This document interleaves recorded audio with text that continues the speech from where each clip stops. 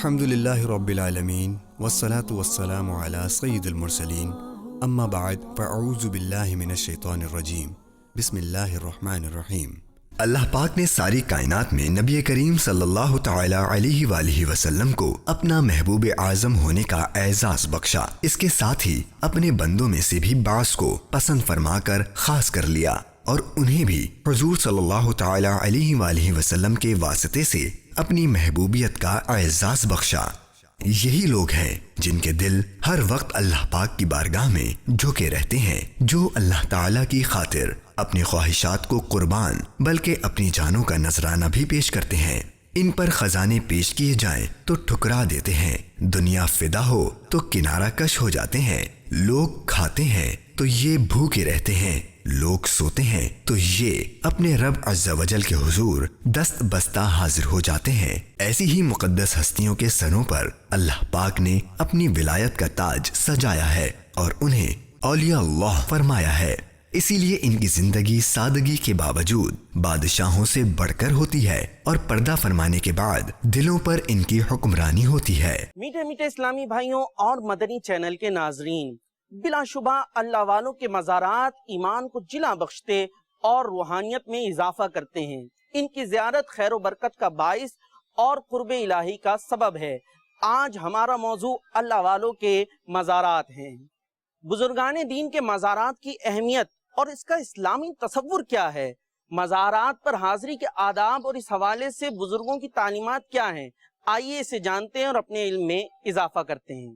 مسلمان دو طرح کے ہوتے ہیں، ایک عام مومنین اور دوسرے علماء کرام، مشائخ اعظام، اولیاء اللہ، جن کی تعظیم و توقیر در حقیقت اسلام کی تعظیم ہے کہ وہ شعائر اللہ یعنی اللہ کی نشانیوں میں سے ہیں۔ انتقال کے بعد عام مومنین کی قبروں کو مزار کی طرز پر تعمیر کرنا چونکہ بے فائدہ ہے، اس لیے ایسا کرنا منع ہے، بلکہ مٹی وغیرہ ڈالتے رہنا تاکہ قبر مٹنے سے سلامت رہے اور فاتحہ پڑھی جا سکے، یہ جائز ہے۔ جبکہ اولیاء اللہ جن کے مزارات پر خلق خدا کا ہجوم رہتا ہے، لوگ وہاں بیٹھ کر قرآن خوانی کرتے ہیں، فاتحہ پڑھتے ہیں اور ایصال ثواب کرتے ہیں، ذکر اللہ کرتے ہیں اور لوگوں کی تعلیم و تربیت کے لیے درس کا اہتمام کرتے ہیں۔ اس لیے ان کی آسائش اور صاحب قبر کی اظہار عظمت کے لیے مزار شریف کے آس پاس سائے کے لیے در و دیوار اور گنبد تعمیر کرنا نہ صرف ایک اچھا عمل ہے بلکہ صحابہ اکرام کے عمل سے ثابت ہے۔ اللہ والوں کے مزارات قائم کرنے کا عمل زمانے قدیم سے اہل ایمان میں رائج ہے۔ اسی طرح مزار شریف کے قریب نماز کے لیے مسجد کا قیام بھی مسلمانوں کی قدیم روایات میں شامل ہے، جیسا کہ قرآن مجید میں اصحاب کہف کے واقعے کے ضمن میں اس بات کا پتہ چلتا ہے۔ ارشاد ہوتا ہے، وَكَذَلِكَ أَعْثَرْنَا عَلَيْهِمْ لِيَعْلَمُوا أَنَّ وَعْدَ اللَّهِ حَقٌّ وَأَنَّ السَّاعَةَ لَا رَيْبَ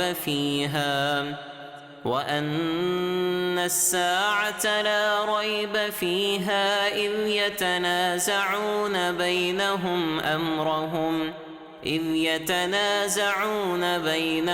أَمْرَهُمْ فَقَالُوا ابْنُوا عَلَيْهِمْ بُنْيَانًا رَبُّهُمْ أَعْلَمُ بِهِمْ قَالَ الَّذِينَ غَلَبُوا عَلَىٰ أَمْرِهِمْ لَنَتَّخِذَنَّ عَلَيْهِمْ مَسْجِدًا۔ ترجمہ، اور اسی طرح ہم نے ان پر مطلع کر دیا تاکہ لوگ جان لیں کہ اللہ کا وعدہ سچا ہے اور یہ کہ قیامت میں کچھ شبہ نہیں۔ جب وہ لوگ ان کے معاملے میں باہم جھگڑنے لگے تو کہنے لگے، ان کے غار پر کوئی عمارت بنا دو، ان کا رب انہیں خوب جانتا ہے۔ جو لوگ اپنے اس کام میں غالب رہے تھے انہوں نے کہا، ہم ضرور ان کے قریب ایک مسجد بنائیں گے۔ تاکہ مسلمان اس مسجد میں نماز پڑھیں اور ان اصحاب کہف کے قرب سے برکت حاصل کریں۔ اسی طرح مزار شریف کے گرد اعلیٰ قسم کی لکڑیوں سے احاطہ بنانا، قبر شریف پر چادر چڑھانا، امامہ اور کپڑوں سے مزار شریف کو آراستہ کرنا تاکہ عام لوگوں کی نظروں میں ان کی عزت اور عظمت میں اضافہ ہو، دلوں میں ان کا ادب و احترام پیدا ہو اور لوگ ان کی بے ادبی سے بچیں۔ شرعاً یہ امور جائز ہیں۔ دنیا کا قانون ہے کہ جب کسی بڑی بارگاہ میں حاضر ہوا جاتا ہے تو ادب کے تقاضوں کو پورا کیا جاتا ہے۔ یقیناً اللہ والوں کی بارگاہیں بھی عظیم بارگاہیں ہیں جن کے ادب کا خیال رکھنا بہت ضروری ہے۔ بلا شبہ اللہ والے اپنی قبروں میں زندہ ہیں اور مخلوق خدا کو فیض پہنچا رہے ہیں۔ حضرت سیدنا امام فخر الدین رازی رحمت اللہ تعالی علیہ روایت نقل فرماتے ہیں، اولیاء اللہ لا یموتون ولکن ینقلون من دار الی دار، یعنی بے شک اللہ پاک کے اولیاء مرتے نہیں بلکہ ایک گھر سے دوسرے گھر منتقل ہو جاتے ہیں۔ یہی وجہ ہے کہ علماء کرام نے اللہ والوں کے مزارات پر حاضری کے آداب ارشاد فرمائے ہیں۔ اعلی حضرت امام اہل سنت مولانا شاہ احمد رضا خان علیہ رحمت الرحمن ارشاد فرماتے ہیں، مزار شریف پر حاضر ہونے میں پائنتی یعنی قدموں کی طرف سے جائیں اور کم از کم 4 ہاتھ کے فاصلے پر مواجہہ میں یعنی چہرے کے سامنے کھڑا ہو اور متوسط یعنی درمیانی آواز میں با ادب سلام عرض کرے، السلام علیکہ یا سیدی ورحمت اللہ وبرکاتہ۔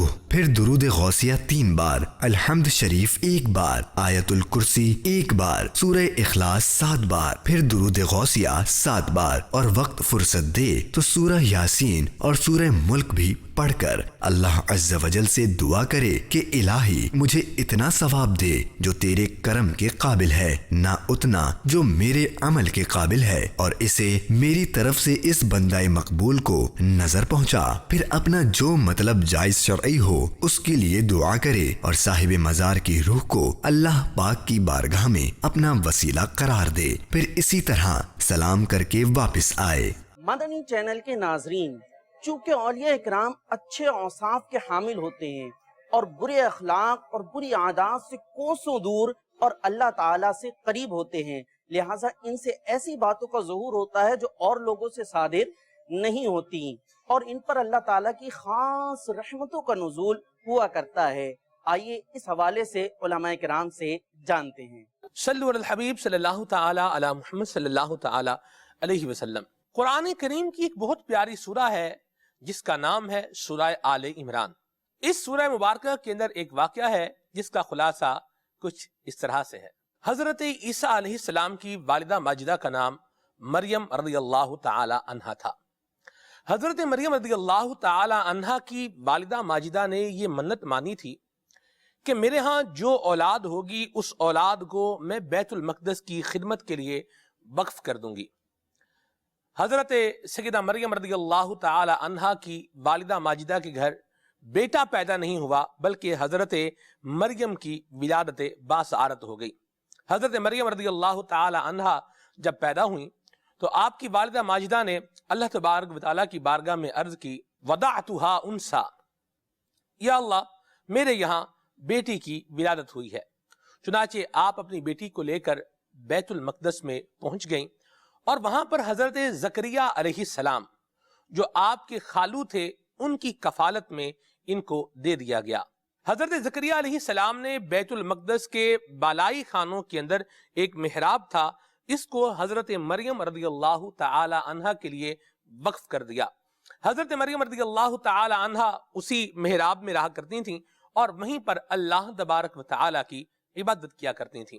حضرت زکریا علیہ السلام کبھی کبھار آپ کی خبر گیری کے لیے، آپ کو دیکھنے کے لیے اس محراب میں آیا کرتے تھے۔ کچھ ہی عرصے کے اندر آپ نے دیکھا کہ حضرت مریم رضی اللہ تعالی عنہا کے پاس بے موسم پھل رکھے ہوئے ہیں۔ آپ نے اس کا نوٹس لیا اور حضرت مریم رضی اللہ تعالی عنہا سے یہ پوچھا، اے مریم یہ بے موسم پھل تمہارے پاس کہاں سے آتے ہیں؟ حضرت مریم رضی اللہ تعالی عنہا عرض گزار ہوئیں کہ یہ اللہ تعالی کی طرف سے ہے، واللہ یرزق من یشاء بغیر حساب، اور اللہ جسے چاہتا ہے بے حساب رزق عطا فرماتا ہے۔ مدنی چینل کے ناظرین، حضرت زکریہ علیہ السلام اللہ کے نبی تھے. آپ نے وہاں پر ایک دعا کی. آپ کے ہاں بیٹا نہیں تھا، چنانچہ آپ نے اس مبارک مقام پر دعا کی. قرآن کریم کہتا ہے ہنالک دعا زکریا ربہ، کہ وہاں پر وہ جگہ جہاں پر حضرت مریم رضی اللہ تعالی عنہا اللہ تعالی کی عبادت کیا کرتی تھیں، وہاں پر کھڑے ہو کر آپ نے اللہ تبارک و تعالی سے بیٹے کے لیے دعا کی. اللہ تبارک و تعالی نے آپ کی دعا کو مستجاب فرمایا اور حضرت یحییٰ علیہ السلام جیسا عظیم الشان بیٹا عطا فرمایا. اور نہ صرف بیٹا عطا فرمایا بلکہ اس بیٹے کو بھی نبوت سے سرفراز فرمایا. مدنی چینل کے ناظرین، اس سارے واقعے سے جو ایک بات ہمیں سیکھنے کو ملتی ہے وہ یہ ہے کہ جس مقام پر اللہ تبارک و تعالی کے نیک بندے موجود ہوتے ہیں، وہاں پر اللہ تبارک و تعالی کی عبادت کرتے ہیں، وہ مقام ایسا ہوتا ہے کہ وہاں پر اللہ تبارک و تعالی کی رحمتوں کا نزول ہو رہا ہوتا ہے.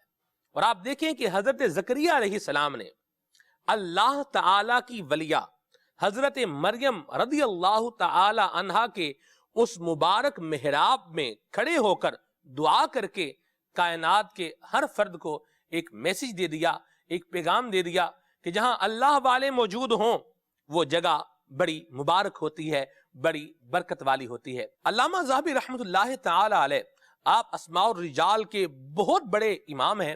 آپ سیر اعلام نبلاء میں فرماتے ہیں کہ جس جگہ پر اللہ والوں کی قبر ہوتی ہے وہ جگہ بقعہ مبارک ہے، وہ جگہ ایک مبارک جگہ ہے، اللہ کی رحمتوں کے نزول کی جگہ ہے. تو وہاں پر جب دعا کی جائے گی تو اللہ تبارک و تعالی اس دعا کو قبول بھی فرمائے گا. میٹھے میٹھے اسلامی بھائیوں اور مدنی چینل کے ناظرین، بلا شبہ اللہ والوں کے مزارات پر حاضری دینے سے دلوں کا زنگ دور ہوتا ہے، علم و معرفت کی راہیں کھلتی ہیں، اور سب سے بڑھ کر یہ کہ صاحب مزار کے توسط سے قرب خداوندی نصیب ہوتا ہے. مگر بدقسمتی سے اب ایسی نعمتوں کے متلاشی بہت کم رہ گئے ہیں، اور مزارات پر دین سے دور بے عمل لوگوں کی کثرت کے سبب ماحول کافی متاثر ہو گیا ہے. آئیے اب اس کا کچھ جائزہ لیتے ہیں. بدقسمتی سے فی زمانہ جہاں نماز، روزہ وغیرہ عبادات اور دیگر معاملات کے بارے میں دینی مسائل نہ سیکھنے کا دور دورہ ہے، وہیں مزارات پر حاضری کے آداب اور احکامات سے بھی غفلت برتی جا رہی ہے. ستم بالائے ستم یہ کہ دینی مسائل سے غافل بے عمل لوگوں کے غیر شرعی اور غیر اخلاقی حرکات کو صحیح العقیدہ اہل محبت و اہل عقیدت کی طرف منسوب کر دیا جاتا ہے، اور اس طرح اللہ والوں کے نورانی مزارات کے پاکیزہ تصور کو خرافات کا رنگ دے کر داغدار بنا دیا جاتا ہے. اعلی حضرت امام اہل سنت مولانا شاہ احمد رضا خان علیہ رحمت الرحمن نے اپنے متعدد فتاوی میں مزارات پر ہونے والے کئی غیر شرعی کاموں کی نشاندہی فرمائی ہے اور ان باتوں سے بچنے کا حکم ارشاد فرمایا ہے. آپ رحمت اللہ تعالی علیہ مزارات پر جانے والے زائرین کو تنبیہ کرتے ہوئے ارشاد فرماتے ہیں، مسلمان، اے شریعت مصطفی کے تابع فرمان جان اور یقین جان کہ سجدہ اللہ تعالی کے سوا کسی کے لیے جائز نہیں. اس کے غیر کو سجدہ عبادت یقیناً اجماعاً شرک مہین و کفر مبین ہے، اور سجدہ تحیت یعنی آداب بجا لاتے ہوئے سجدہ کرنا حرام و گناہ کبیرہ بالیقین ہے. اسی طرح شیخ طریقت امیر اہل سنت بانی دعوت اسلامی حضرت علامہ مولانا ابو بلال محمد الیاس عطار قادری رضوی دامت برکاتہم العالیہ نیز دعوت اسلامی کے مفتیان کرام بھی اپنے اصلاحی بیانات میں ان تعلیمات رضا کو وقتاً فوقتاً بیان فرماتے رہتے ہیں. اگر کوئی شخص اللہ کے سوا کسی غیر کو سجدہ کرے، مزار کو ہی سمجھ لو کہ اگر مزار کو کوئی سجدہ کرتا ہے تو اس کی دو صورتیں ہیں. اگر صاحب مزار کو یا مزار کو وہ خدا سمجھ کر سجدہ کرتا ہے، سجدہ عبادت کرتا ہے، تو تب تو کافر ہو جائے گا. اور اگر وہ تعظیمی سجدہ کرتا ہے، تعظیم کے لیے سجدہ کرتا ہے، اس کو خدا سمجھ کر عبادت کی نیت سے سجدہ نہیں کر رہا، تعظیم کی نیت سے سجدہ کر رہا ہے، تو یہ بھی حرام ہے. مسلمان مزار کو سجدہ کرتا ہے تو اس کو کافر نہیں کہا جائے گا جب تک اس کی نیت نہ پتا چلے. اب یہ کہ خامخواہ گھسیٹ کر اس کو کافر بولنا کہ یہ عبادت سمجھ کر رہا ہے، یہ تو ظلم ہے. کر غلط رہا ہے، اگر یہ مزار کو واقعی سجدہ کر رہا ہے تو یہ فعل اس کا حرام ہے. پیار سے اس کو سمجھا کر توبہ کروائی جائے، روکا جائے. اسی طرح مزارات سے متعلق اعلیٰ حضرت امام اہل سنت رحمۃ اللہ تعالی علیہ کی تعلیمات میں سے یہ بھی ہے کہ زائر نہ مزار شریف کا طواف کرے، نہ ہی اسے ہاتھ لگائے اور نہ ہی اسے بوسہ دے، بلکہ قبر سے کچھ فاصلے پر کھڑا ہو جائے. اسی طرح قبر کے اوپر اگر بتی نہ جلائی جائے، اس میں سوء ادب یعنی بے ادبی اور بدفعلی ہے اور اس سے میت کو تکلیف ہوتی ہے. اگر حاضرین کو خوشبو پہنچانے کے لیے لگانا چاہے تو قبر کے پاس خالی جگہ ہو تو وہاں لگائیں کہ خوشبو پہنچانا محبوب یعنی پسندیدہ ہے. اعلیٰ حضرت امام اہل سنت رحمۃ اللہ تعالی علیہ مزار شریف کے اوپر تعظیماً ڈالی جانے والی چادر کے بارے میں ارشاد فرماتے ہیں، اور جب چادر موجود ہو اور وہ ابھی پرانی یا خراب نہ ہوئی کہ بدلنے کی حاجت ہو تو چادر چڑھانا فضول ہے، بلکہ جو پیسے اس میں خرچ کریں وہ ولی اللہ کی روح مبارک کو ایصال ثواب کے لیے محتاج کو دیں. ہاں، جہاں معمول ہو کہ چڑھائی ہوئی چادر جب حاجت سے زائد ہو تو خدام، مساکین، حاجت مند لے لیتے ہیں اور اس نیت سے ڈالے تو مذائقہ نہیں کہ یہ بھی تصدق ہوگا. مدنی چینل کے ناظرین، آج جب کسی مزار شریف پر حاضری کی سعادت نصیب ہوتی ہے تو مردوں کے ساتھ ساتھ عورتوں کی بھی کثیر تعداد مشاہدے میں آتی ہے.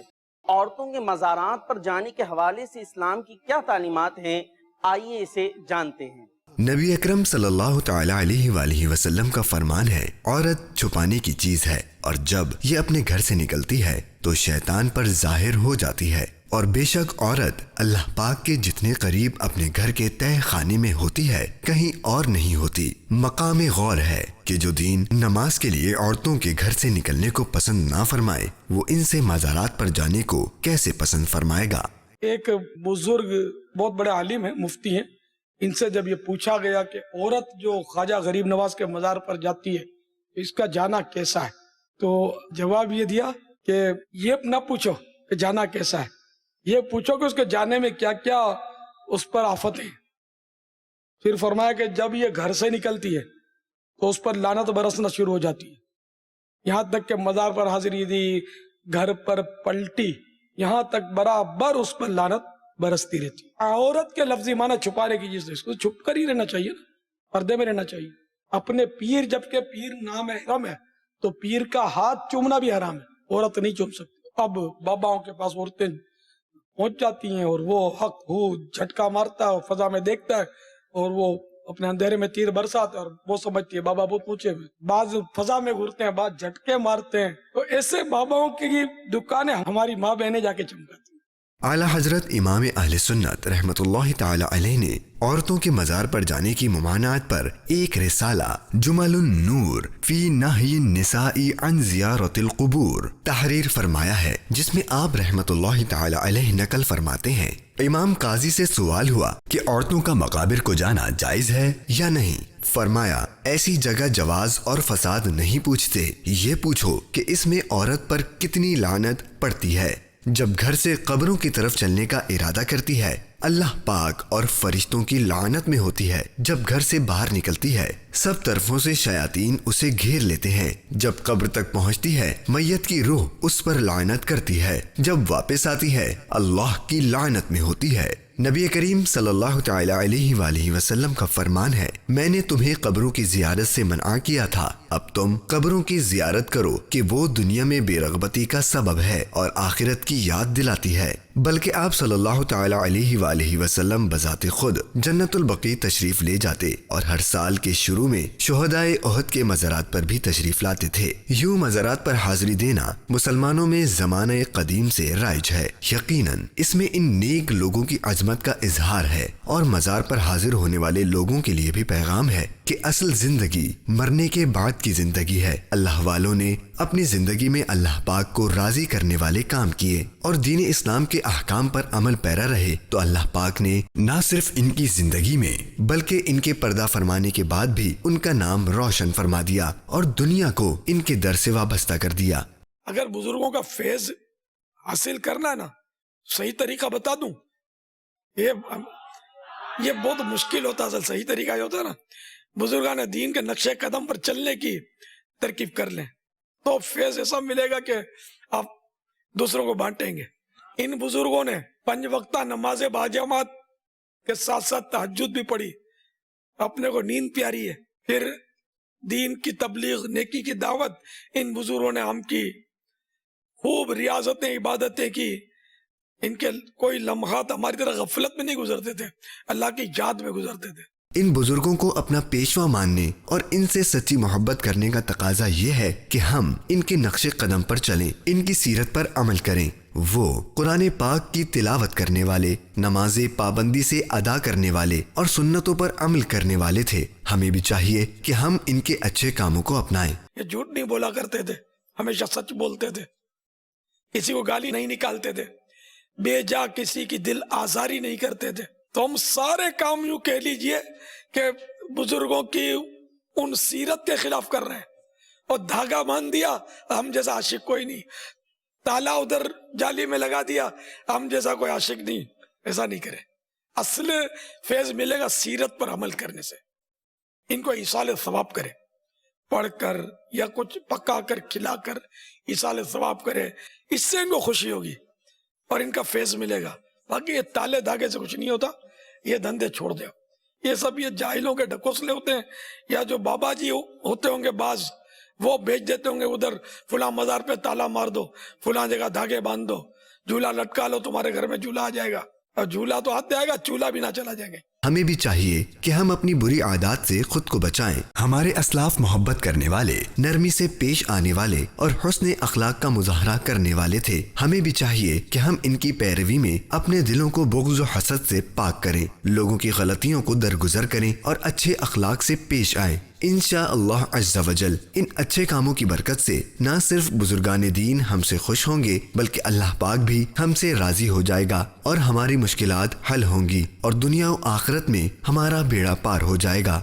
बुजुर्गान दीन के मज़ारात पर बढ़ती बेएतदालियों की इस्लाह और मज़ारात पर आने वाले लोगों की तालीम और तरबियत के लिए अल्हम्दुलिल्लाह अज़्ज़ा वजल तबलीग कुरान और सुन्नत की आलमगीर मदनी तहरीक दावत इस्लामी ने एक शोबा बनाम मजलिस मज़ारात औलिया कायम किया है। ये मजलिस साहिब मज़ार के उर्स के मौका पर इज्तिमाई ज़िक्र नात करती है। मज़ारात के इहाते में उससे मुल्हिका मसाजिद में बिलखुसूस उर्स के दिनों में लोगों की तालीम और तरबियत के हल्के लगाती है, जिनमें वुज़ू, गुस्ल, तयम्मुम और नमाज का तरीका नीज सुन्नतें सिखाई जाती हैं और लोगों को शरीयत के मुताबिक जिंदगी बसर करने का ज़हन दिया जाता है। मजलिस मज़ारात औलिया साहिब मज़ार की खिदमत में खुसूसन अय्याम उर्स में ढेरों ढेर ईसाले सवाब का तोहफा पेश करती है और साहिब मज़ार बुजुर्ग के सज्जादा नशीन, खुलफा और मज़ारात के मुतवल्ली साहिबान से वक्तन फ़वक्तन मुलाकात करके उन्हें दावत इस्लामी की खिदमत से आगाह रखती है। इस नेक मिशन में आप भी दावत इस्लामी का साथ दीजिए। इस मदनी तहरीक से वाबस्ता होकर मुआशरे में फैलती खराबियों को रोकने में अपना किरदार अदा कीजिए।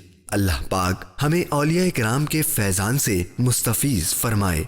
आमीन।